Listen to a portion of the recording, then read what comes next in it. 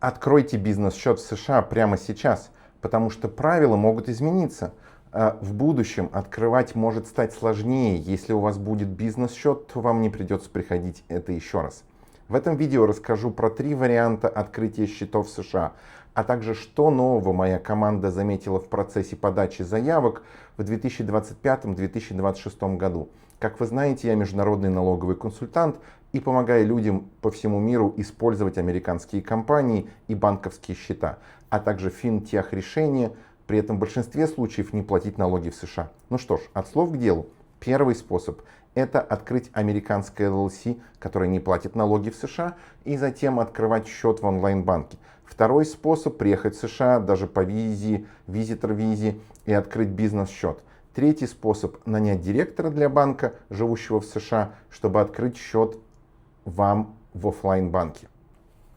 Окей, первый способ – необанки или онлайн-банки. Wise, Mercury, Relay, Lily, Brex, Slash и Revolut – это, наверное, самые популярные сейчас. Все происходит онлайн, никуда приезжать не надо, общие требования, вам не нужен SSN, ITIN. Ну что ж, расскажем про самые хорошие из них.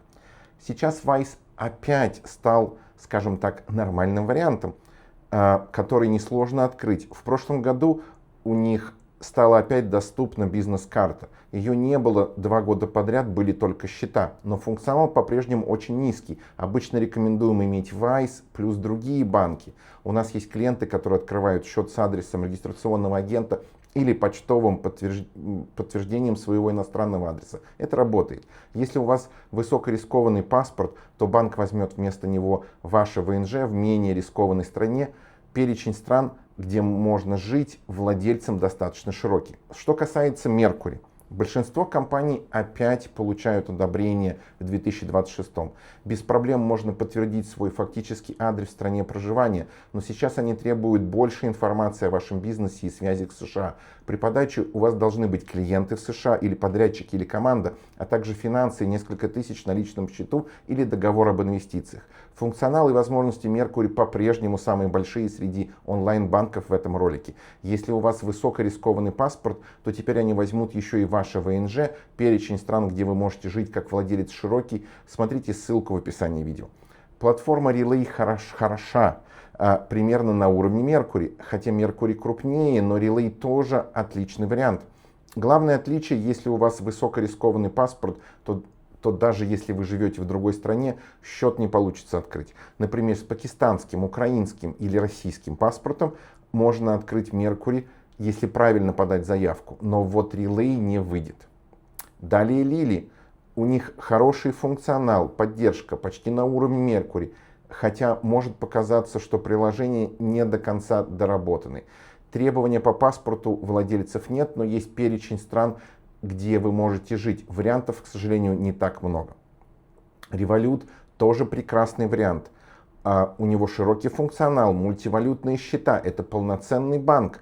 Процесс открытия может быть несколько неудобным, но счет можно открыть, и если вы открываете его через американскую LLC, это считается американским счетом, а не европейским Revolut.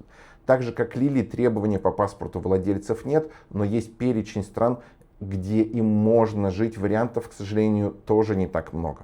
Похожая ситуация с Airvolex. Так же, как и Wise, это 2 основных мультивалютных EMI счета. Они очень удобны, особенно если вы работаете с евро. Airvolex открывается дольше, больше проверок, но дает дополнительные инструменты, включая платежные решения. Это чем-то похоже на Stripe. Однако, если у вас высокорискованный паспорт, то даже если вы живете в другой стране, счет могут не открыть. Перейдем ко второму способу – офлайн-банк. Если вы находитесь или приезжаете в США даже по визитор-визе, то открыть счет в обычном банке – хорошая идея. Из требований – паспорта любые. Рассмотрим кейс. Не нужен ITIN. Есть 2 типа бизнес-счета. Обычный, сейчас появились требования по адресу в США, скажем, ваш банк-стейтмент личного счета. И private, где нужно держать остаток в $100 000, но зато нет требований к резидентству в США, потом можно полностью управлять удаленно счетом, как будто вы открыли онлайн-банк. В Bank of America по адресу все похоже, но вам нужен ITIN, его нужно получить заранее до приезда. Ну и третий вариант. Оффлайн банк, локальный директор в банке. Работает это так. Наемный директор в банке США получает банк Resolution от компании о том, что компания поручила открыть ему счет. Он будет так называемым сайнером в банке.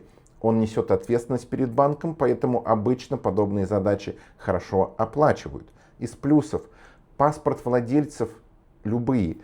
Никому из владельцев приезжать не нужно, но в долгосрочной перспективе, скажем, 1-2 года, нужно приехать и заменить этого временного директора в банке на постоянного.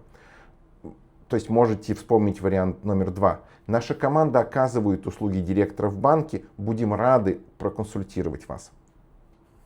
В заключение расскажу опять про Mercury. В прошлом году их политика была жестче. Нам закрыли 20 счетов наших клиентов, поэтому мы всегда рекомендуем иметь для компании 2 онлайн-банка. Идеальный сетап — иметь пару онлайн-банков, при росте оборота сделать офлайн-банк, например, Chase или Bank of America, и вы будете максимально гибкими. Также 2 платежных процессора, например, Stripe, или одновременно использовать решения Square и Airwallex. Главное иметь варианты, чтобы в случае проблем можно было быстро переключиться. После этого зарабатывайте деньги, развивайте бизнес и при необходимости работайте с налоговым консультантом, чтобы правильно все настроить. Лучше делать это заранее, чтобы у вас были правильные инструменты и структура. Наша команда готова помочь вам со всеми 3 вариантами открытия банков. Встретить вас во Флориде или Калифорнии, а также получить вам ITIN без приезда в США, как IRS Acceptance Agent за 2 месяца. Надеюсь, это было полезно. Если у вас есть вопросы, пишите в комментариях, подписывайтесь и при необходимости записывайтесь на консультацию.